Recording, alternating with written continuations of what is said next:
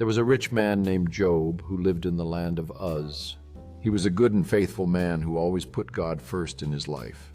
He loved God, obeyed him, and stayed away from evil. One day when God was speaking with his angels, Satan also came.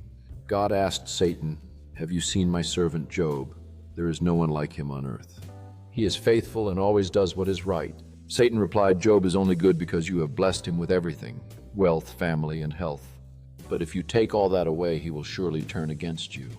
God allowed Satan to test Job, but he told him not to harm Job himself.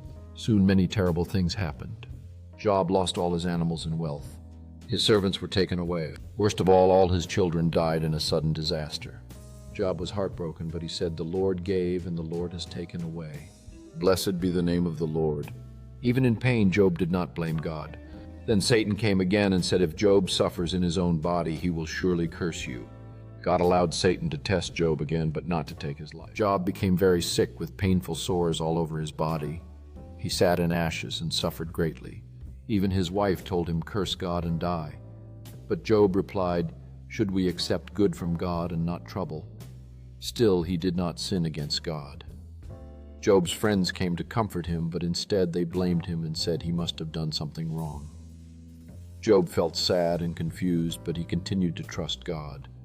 At last, God spoke to Job and reminded him that his ways are greater than human understanding.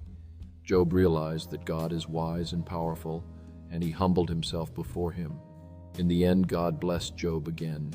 He gave him even more than he had before: more wealth, more children, and a long, happy life. After enduring immense suffering and trials, Job was finally restored to a life of abundance. His family and friends gathered around him, celebrating the blessings received. The once sorrowful man now found joy in the company of loved ones, understanding the depth of God's grace. Job, filled with gratitude, embraced his children, realizing that his faith had led him through the darkest moments, bringing him back to light. The moral of the story teaches us to stay faithful to God in both good times and bad. Even when we don't understand our suffering, God has a plan and will never leave us. Please like, share, and subscribe to my channel.